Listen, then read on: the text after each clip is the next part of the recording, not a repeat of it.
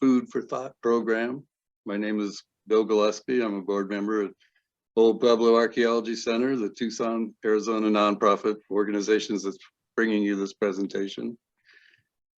And for tonight's Third Thursday program, Old Pueblo is delighted to welcome our guest speaker, archaeologist Ronald Towner. Dr. Towner is an associate professor at the Laboratory of Tree Ring Research and the School of Anthropology at the University of Arizona. He received his master's degree from Washington State University and his PhD from the University of Arizona. He has more than 35 years of experience in archaeology of the Western US in contract, academic, and volunteer settings. Ron's major research interests include Navajo archaeology and ethnogenesis, conflict during the protohistoric and historic periods in the US Southwest, examining human environment interaction at various temporal and spatial scales, expanding dendrochronology and dendroarchaeology beyond the US Southwest, and the social and behavioral consequences of the transition to pastoralism. This is kind of a reunion for Ron and Old Pueblo Archaeology Center because he was a member of the board of directors here and the board's recording secretary from 1999 to 2001. And he also served Old Pueblo as a consulting editor on some of our archaeological reports to ensure their professional quality. So tonight, Ron will talk to us about some little known archaeological sites, although they're becoming better known. The Navajo Pueblito sites in the Dinétah, a term I'm hoping he will explain more. So please welcome this month's Third Thursday Food for Thought guest speaker, Ron Towner. Take it away, Ron. Uh-oh. Wait.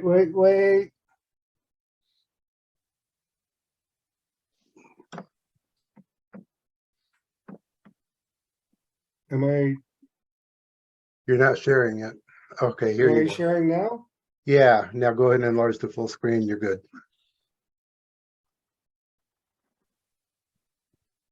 Wait. Down at the bottom near the right. Oh, okay. Yeah, right there. May have to click it twice. That thing. But you can still hear me and still hopefully maybe see me? Both, yes. Oh, well, great. I'm old. I'm not a technological wizard. It takes a while. Thank you all very much for being here virtually and in person. It's just a joy to come back to visit Old Pueblo again. It's been a while, and Bill and Al and all of you. And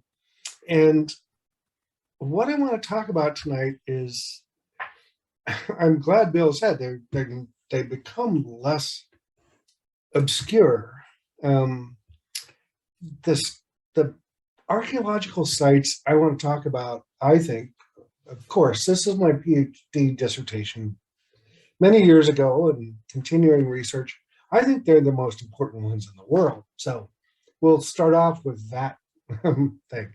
But they play a critical role in, I think, not just Navajo, Diné culture history, but in the Southwest. So I have to thank the Tree Ring Lab and all my employers, and we'll get to that at the other end.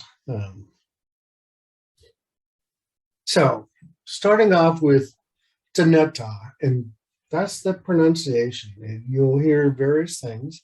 And Dinétah means among the Diné, among the people. So keep that in mind. And among the people, depending on, and we'll get into this, who you talk to, between the four sacred mountains, and I do not pronounce Navajo names because I will screw them up and say very bad things if I do. And that's been my experience. But in southeastern Colorado, Mount Blanca, the southern end of the Sangre de Cristos in Colorado is one of the sacred mountain of the East. Mount Taylor grants. Turquoise Floating Mountain is sacred mountain of the South. San Francisco Peaks by Flagstaff, sacred mountains of the West. And Dinétah in the San Juan Mountains, or in the La Plata Mountains, is sacred mountain of the North. Those are the 4 sacred mountains, and that can define Dinétah. Within those 4 sacred mountains, that's the Navajo homeland. What I'm talking about is a different sort of idea of the Navajo homeland in the 15, 16, 1700s, something. And it's focused. Can you guys see my cursor when I do this? Yes. Oh, okay. So this is the San Juan. So the San Juan River comes down here. Here's the San Juan River. That's the Navajo Reservoir. In this area, so Chaco is down here. You all know about Chaco. It's a little bit there, but mostly this is the Largo Gobernador La Jara drainages of northwestern New Mexico. You know, the boundaries are always a little fuzzy. Here, there are 2 very sacred places. Again, I don't pronounce them, but Gobernador Knob and Huerfano Mesa. We'll come back to those. Gobernador Knob is the eastern boundary of this area. And in Navajo oral traditions and Diné oral traditions, this is the place where first man built first hogan. This is incredibly important. This is the mist that became first man originated there. Huerfano Mesa, on the opposite side of Dinétah, is the place where Changing Woman gave birth to the hero twins.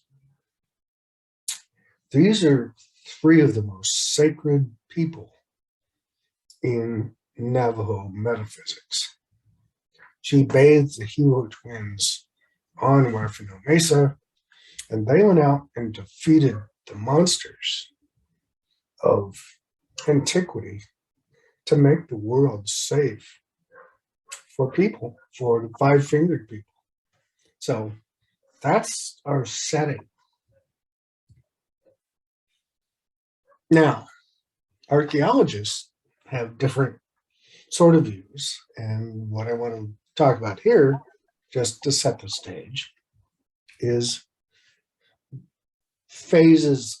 I'm not a big fan of archaeological phases, and especially in Navajo archaeology, but they're useful sort of heuristic devices of saying, okay, blah, blah, blah, giving a time frame and stuff. So the Dinétah phase, we have no idea, really. I have opinions, but I don't have any ideas of when Navajos were in the Southwest, certainly prior to 1500. Talk about that later. There are cultural descriptions that then change, and we see that change about 1630, and this all, keep in the back of your mind, this all ties in with Spanish conquest, well, the Spanish invasion of the Southwest, of Mexico, of the Southwest, of all sorts of things. So we then have, things happen in a time frame, 1690, 1630, 1690. What we're really going to focus on is what I call the late Gubernador phase from about 1690 to 1765-ish. Again, all these time frames are ish-ish. They're flexible. And then the Gubernador phase, which I think is really important, but we won't really talk about it all that much. So we'll start off Gubernador phase, pre-1500, at least to about 16 something 30. What we see archaeologically are forked pole hogans, and this is what one looks like in the archaeological record. It's a bunch of logs in a spiral pattern lying on the ground with a few rocks around and a few sherds of grayware pottery. These are very ephemeral sites. You have to really know what you're looking for. I have to toss out in one of the projects I did many years ago, they were worried. This was part of the Continental Divide Trail development. And they wanted me to go work on and sample these sites, tree sample them, because they were just figuring hikers would come along and say, this is a cool pile of wood. Let's just pick it up and burn it. And they're not just piles of wood. They are structures. They were homes. They were where people lived. So anyway, but they're very ephemeral. Well, so if we move on to, and I have to say, moving back, they were undoubtedly, we have tree ring dated structures, wooden structures in the 1540s and 1590s, 60s and 90s on hogans. So that's really clear that there were people there. We move on to the early, what I call the early Gubernador phase. And again, you still have hogans, you still have forked pole hogans, and just people were still building, Navajo people, Diné people were still building forked pole hogans in the 1960s, not 1660, 1960s on Black Mesa in northern Arizona. They're a type of structure that is really important and continues to be used. So the early Gubernador phase has hogans. It still has this grayware pottery, which is called Dinétah gray, not Dinétah, which I need to keep going back to that. The Navajo name for the space, the area, is Dinétah. This is an archaeological term that says Dinétah or Dinétah. So different accents, which are important. But in this period, we also see for the first time a painted ware pottery called Gubernador polychrome. It's a painted ware pottery. It is very high fire. So Dinétah gray down here in the dirt is a low fired, sand tempered pottery. It's not a big deal. Gubernador polychrome is a high fired, you have to have really high temperatures. It's a yellow ware, which is very unusual and important. And it's self-tempered. People didn't add sand temper or anything like they did to other potteries. And that shows up, we think, about maybe 1625. I'll get into that in a minute.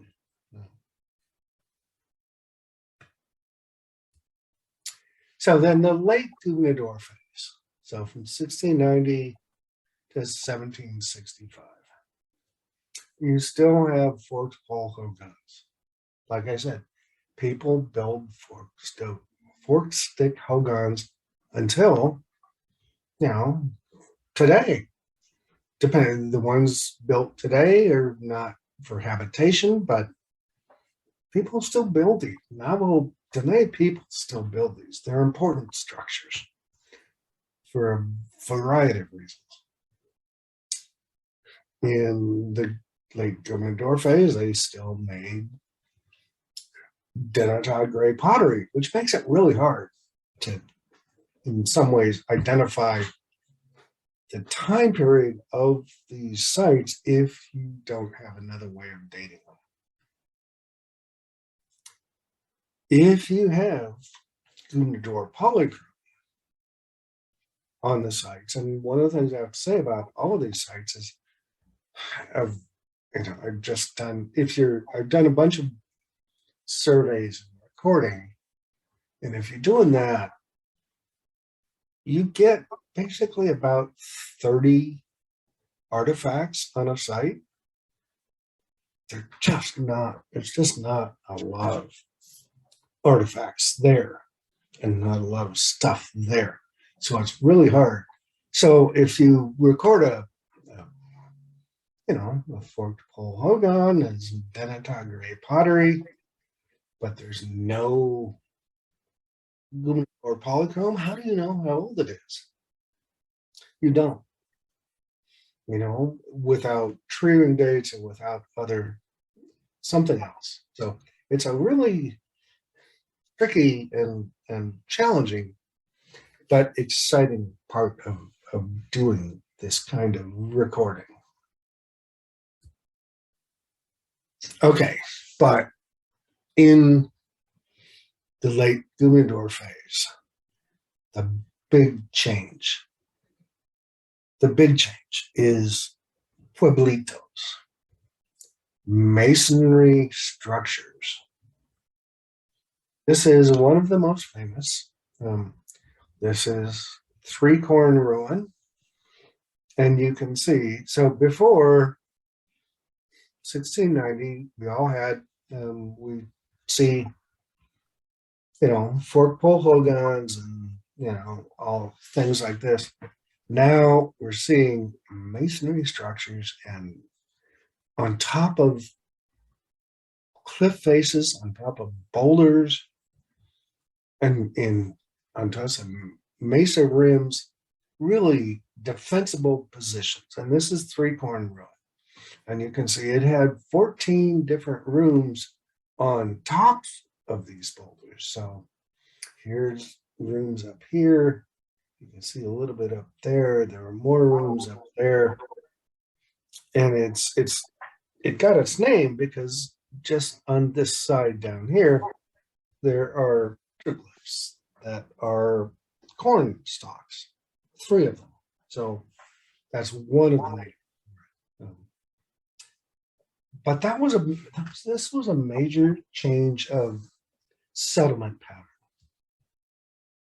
So the Cabazon phase is typically farther south.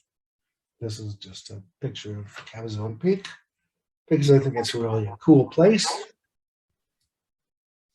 But they're still in the Cabazon phase after 1765 to some period of time. You still had forked pole hogans with tunnels, and you still had, by that time you were getting a little, there was some more painted pottery floating around, but not a lot. There's still grayware pottery, what they brewery called pignon gray. So that's the setting. What I want to talk about is the LGP, the late Gubernador phase, because I think this is a critical time period, certainly for Navajo, for the Diné. But I think in the Southwest, it's I have to explain this. Prior to this, prior to say 1690, we can think about that in a number of different ways. But the Navajo, the Diné people described prior to that, and archaeologically, what few sites we have, they were farmers, they were agriculturalists, they were hunters, they were gatherers. In 1627, now I'm having to remember, Father Salmaron, one of the Spanish, well, and Benavides, the Spanish priests who came to inspect, described Navajos. They refer to them as the Apaches, the Navajo. The Apaches of the Great Cornfields. And this is in 1627. So the Navajos are famous for being agriculturalists. What we see archaeologically is, well, they're probably moving around.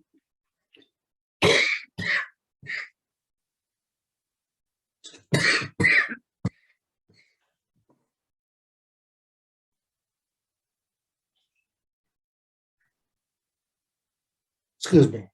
So they're okay. They were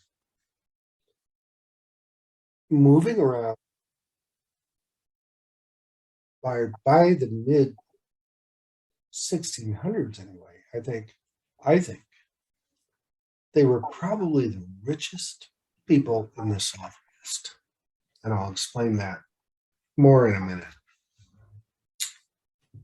After 1775, so we'll talk about how they depopulated Dinétah and the Largo Gobernador area.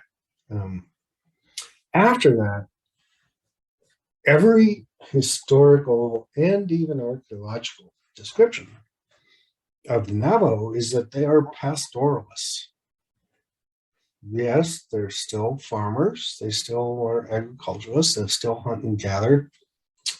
But they are herding sheep in a massive way.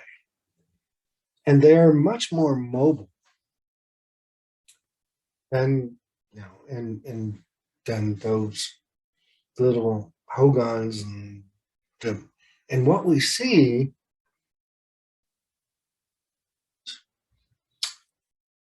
they transformed themselves from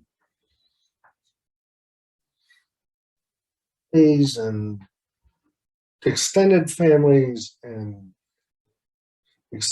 more extended families to bigger groups who are doing things together, who are more mobile and who are becoming sheep herders that are working together. So the real question for me and a long time has been how do they do this? And why do they do this? So the big questions, we gotta, again, go back. So the report, the revolt and the reconquest, what happens? So after that, we have conflicts, was fully abandoned. And what are those changes? So Pueblitos, I'm gonna jump back and I'm probably pushing my time limit. These are the Pueblitos in in 1720. We have 230 of them. Now, I've been throughout my career looked at, 340 of them. We got tree ring dates from 250 of them. We've got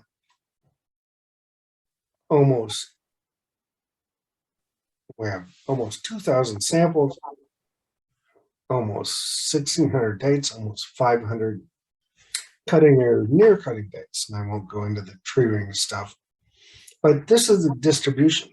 And so on the left here, you see that is a Blanco wash. This is Argo wash. This is Carrizo wash. Over here is Gubernador wash, and up here is La Jara. So you have, essentially probably a 40-mile east-west by 60-mile north-south. And there are hundreds of these sites. And they are all within a very, archaeologically speaking, short period of time. So what happened? That I was sampled, and I got, I want to say 343 of them. This is the date distribution. I have to take just a short period and say, okay, the way we demonstrate or show tree ring dates is they're only cutting dates, and cutting dates mean they have to have bark or some other attribute that says it's the last ring that the tree grew. Can't be something that, we don't know. Because, if people cut beams like Hispano people did, and the beams get cut off the outside of the log, then we don't know when. We know we can still date the log, but we don't know when it was cut. But in this particular case, so we look at all the dates that we've got, and on the left-hand portion here, the left-hand column, that's the decade. Just want you guys to understand all this. The decades. So we have 1540, and on the right-hand side is each individual sample. So we have 1540, 1540, 1541, 41, and 41. So we have 5 sites, 5 samples there. And if we just jump down, for example purposes, here we have 1642. So this gives us a way to look at the distribution of tree ring dates. And I won't go into why I don't use radiocarbon dates for Navajo sites, but I don't. So what we see is scattered, a few things happening in the 1500s, and then early 1600s, and then this huge bulge in the early 1700s until the last date of 1762. So how do we explain that, or why? What's the explanation? Well, the traditional view, and I've got to speed myself up here, I think. Traditional view began with, Alfred Vincent Kidder, Dorothy Kerr, Jim Hester, said that, people were fleeing the Rio Grande Valley after the reconquest of New Mexico. So go back to the Great Pueblo Revolt of 1680. They kicked the Spaniards out. The Spaniards retreat to El Paso. People moved back. And when they come back, people from Pueblo folk from the Rio Grande Valley flee the Rio Grande Valley and go join, and this is a quote, their Navajo kin and neighbors up in Dinétah. Well, yeah, well, but that didn't really happen. But one of the things they said was, oh, and just a bit, they didn't have good treating data. I'm cutting these, they deserve being cutting slack.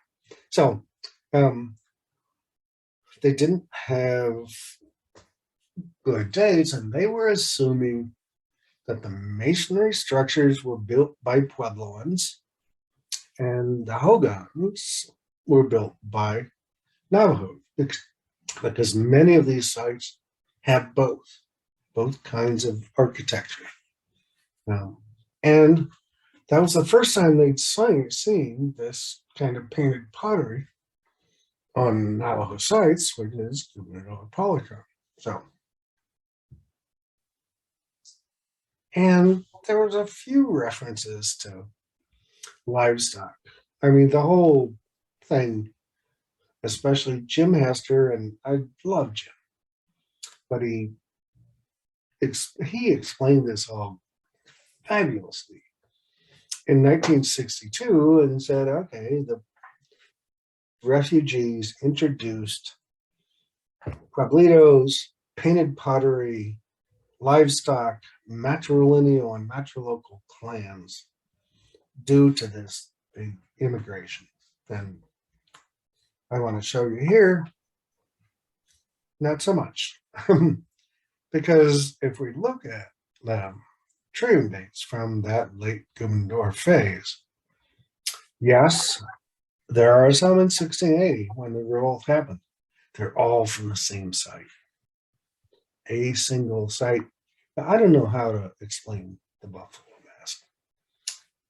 The 1690s, 90 through 94, when the Reconquest happened, those are all from one particular site, which is Tapazito Ruin, if you look down here, and it is not like any other Pueblito there is. I can't describe it any other way. The architecture is different. If you look at the walls in this right-hand picture, they look more like Chaco and masonry to me than anything else. But that's who they are. And so, running fast here, if we look at the construction of Navajo sites, of Dinétah, Pueblitos, Navajo sites, not just the dates, because the dates can get smeared by a number of formation processes. So what we see here is, oh, yeah, there's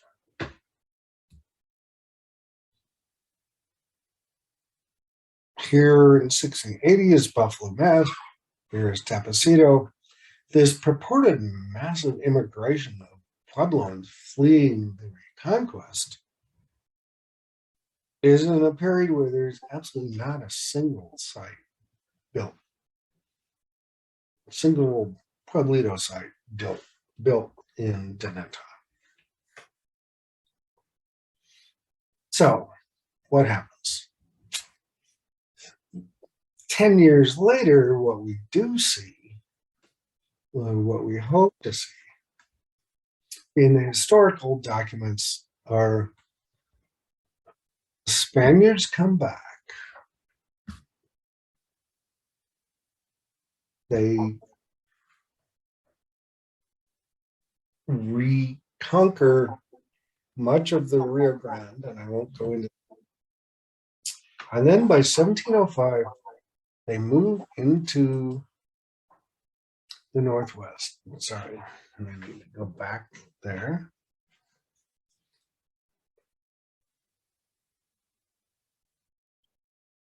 Maestro de Campo Roque de Madrid in 1705, a brilliant book you should look at by Rick Hendricks and Jack Wilson. Translates the journal of Roque de Madrid. And they came down this pass. This is La Jara Canyon or Vaqueros Canyon, depending on where you are.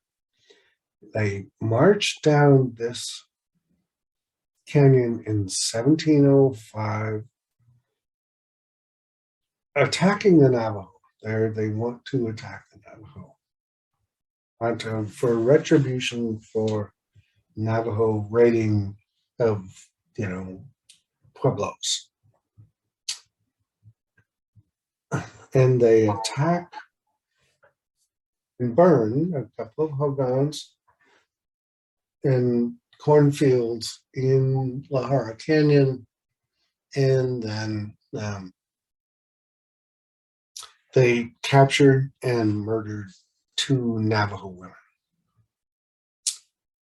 The next day or the day after, they march over the south.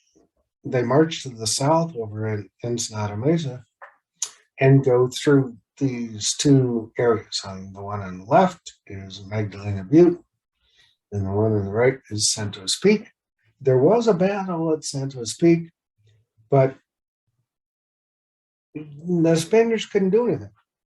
The Navajos retreat up to the top of this, and it's a 300-foot high cliff. And the Navajos the Spaniards, they can't ride their horses up there. Come on. And so they give up. So this conflict going on there, is what happens for 10 to 15 years. 10 years.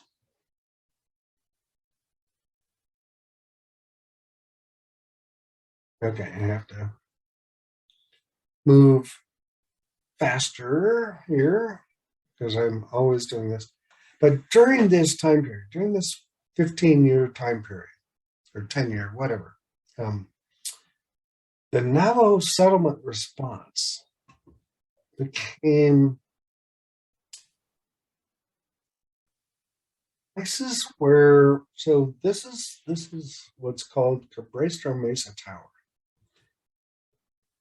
A Navajo structure on top of this pinnacle, and several of these others that I just showed you, and you can see for 30 or 40 miles. So this was a defensive way of dealing with the Spaniards and Spanish entradas, because the Spaniards, these were not specialized. This was a major expedition of hundreds of people moving through the landscape, so you could see them from a long ways away. Okay, now I need to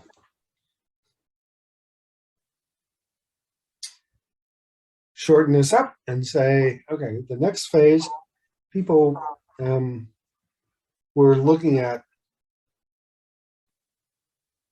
what happens after the Spaniards retreat, and this again ties into lots of ideas about conflict in the Southwest.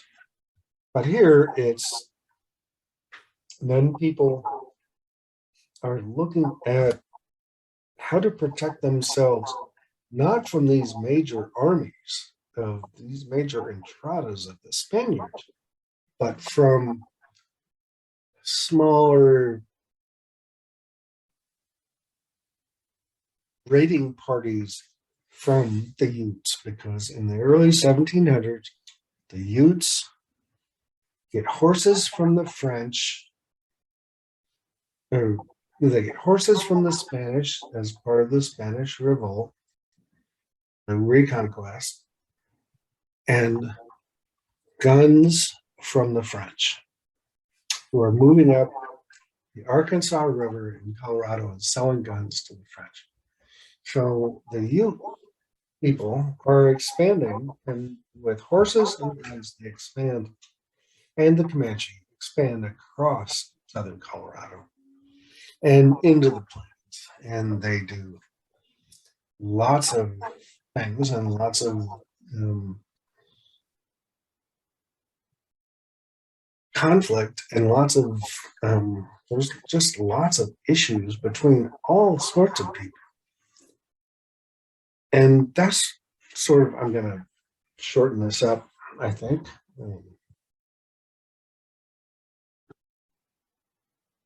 And say, you know, just to summarize the 1700s into say, and we'll call it the 1780 or 1680s, so the Great Pueblo Revolt in 1680, which was the only time in continental U.S. history that native folks drove a European power out of a landscape. Until, so 1680 until 1840-ish, something. So, you know, this 150, 170 year period was really, I think, one of the most violent periods in US history. Because as the whole 17 and 1800s move on, people are being pushed out of landscapes, they're being killed willy-nilly right and left. They are, it's a major issue. And in some ways, it doesn't matter who you are, you just are not safe. And I think we've yet to really recognize that part of our history, that everyone, you know, in the 17 and 1800s, everyone was at risk. Doesn't matter who you were. Is sort of that's the summary of what I'm talking about here. So, because I'm running so far over, I just need to say thank you all, and I hope you all have a great evening.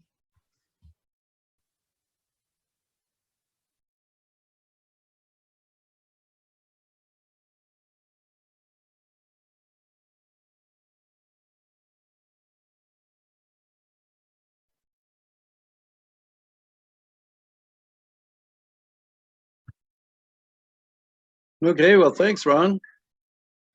Very interesting. Lots of great information there. Seems like you've spent a Thanks. little bit of time Yeah. with this subject. It's a lot of dates, a lot of places. It is. I get confused about it. You can still hear me? Yes. Ah. So so far, I'm not seeing much in the way of questions and answers. Chat. I see a few chats. Oh, here we go. Yeah.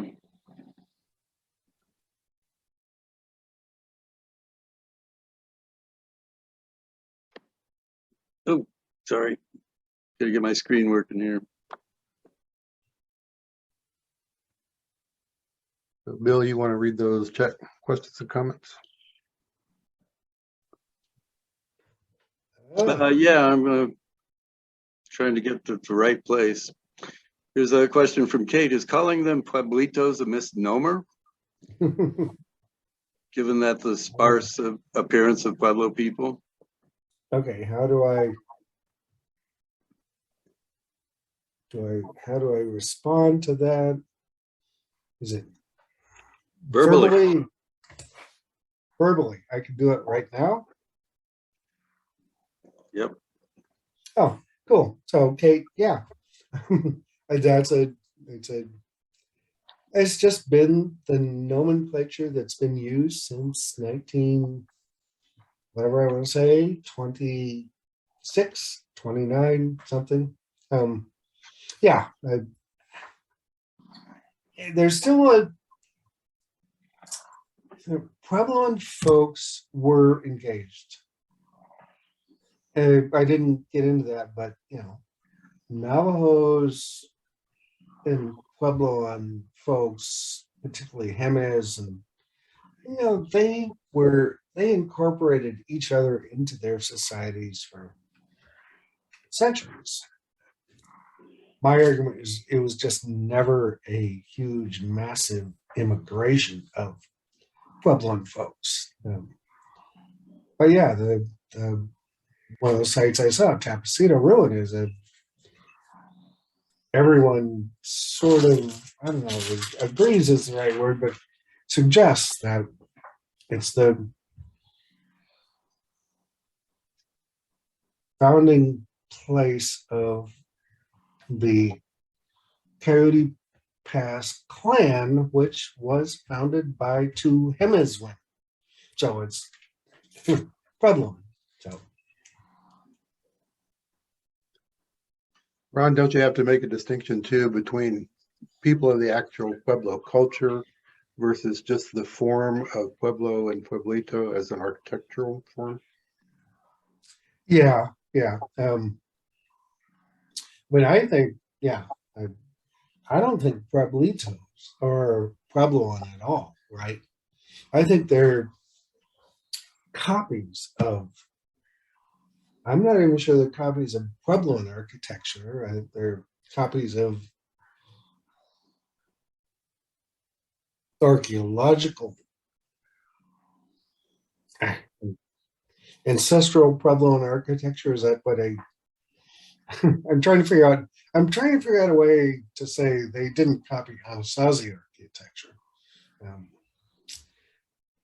But I don't think, they're just not. Pueblitos are piles of rocks with mud packed around them, which is a very different architectural style than Taos or Chaco or any other Pueblo you know of, Well, keeping with that theme of interaction with Pueblo people, Humberto asked, do you think Chaco is where Diné people first met the people of Chaco? Certainly in oral traditions, they are. There's no doubt about that, that the gambler, that's, that's the Diné, and then, that's one of those big important discussions and questions, that if the Diné are interacting with the gambler and the people at Chaco, that puts them in the Southwest a lot earlier than archaeologists have ever wanted to say.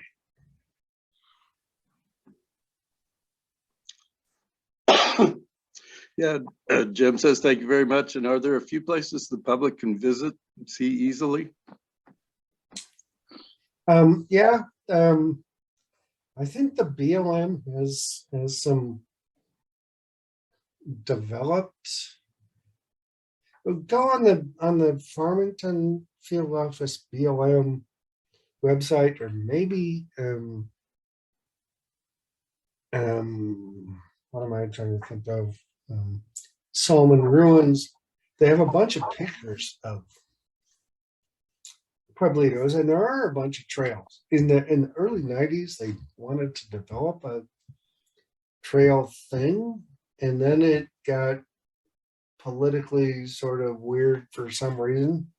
But yeah, there's a bunch you can go visit. And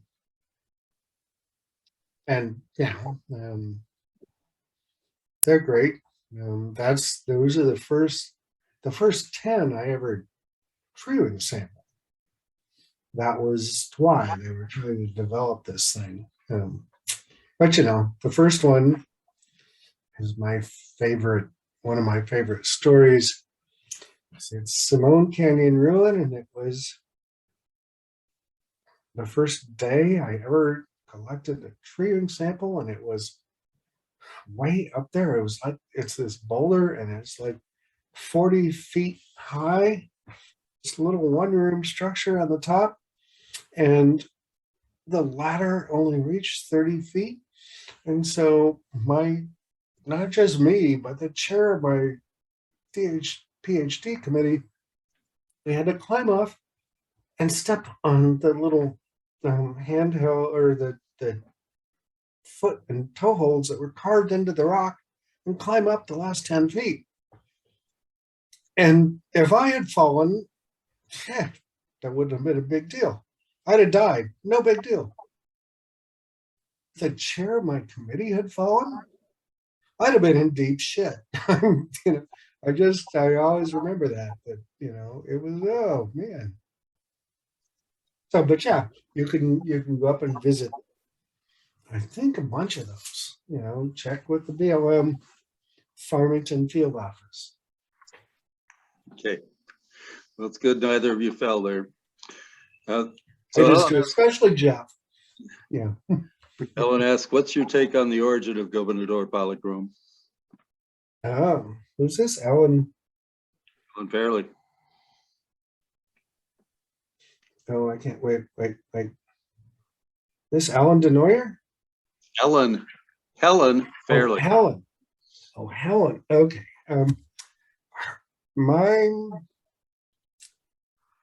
I'm not a ceramicist. I have to just start with that. Two really, I think, incredibly interesting stories or theories. Lori Reed, used to be Lori Stevens Reed. Lori Stevens thinks that they're yellow bears. We know that they are yellow bears, and I'm trying to remember how she did all sorts of fabulous. She's now the archaeologist at Aztec, but she used to work in a lot of Navajo stuff, and she suggests that they are yellow bears that were derived from Hopi. And I can't remember if she says they were part of ancestral populations from, say, the Abiquiu and the Rio Chama, which I might suggest, because that's where people came from. And now I'm trying to think of who else.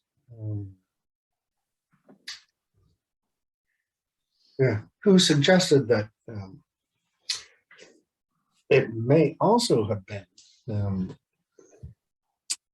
Oh, God, now I'm trying to think about all this. Who were, I'm not sure who, but Kristen Langenfeld said replacing people, well, that Gobernador Polychrome replaced him as black and white as a painted pottery, quote, ceremonial ceramics, because Navajos were perfectly happy with gray wares, and then they were getting introduced Jimenez black and white from the Jimenez folks, and then I mean, it goes to hell in a handbasket, and the Spaniards cut off the idea, well, and the transmission of him as black and white, cut off that trade. And so as a response, the Navajos ate humidor polychrome in 1625. And the timing is just perfect. So I don't know. I don't know which one of those is great. I think they're both really fascinating ideas. Kind of in that same vein, Carol says that Richard Clemmer Smith wrote about Pueblito as the result of mixed marriages, ? And would that explain the Hopi or Tewa pottery? Okay, does it, Richard, how long ago was that? I mean, I don't doubt that at all, but I don't know. Richard Clemmer Smith. okay, yeah, I don't doubt that, except that they're just, we don't have. I mean, the Navajo. Well, we don't see that much immigration. The Pueblo world in that short period of time. I guess that's where I'm going with that.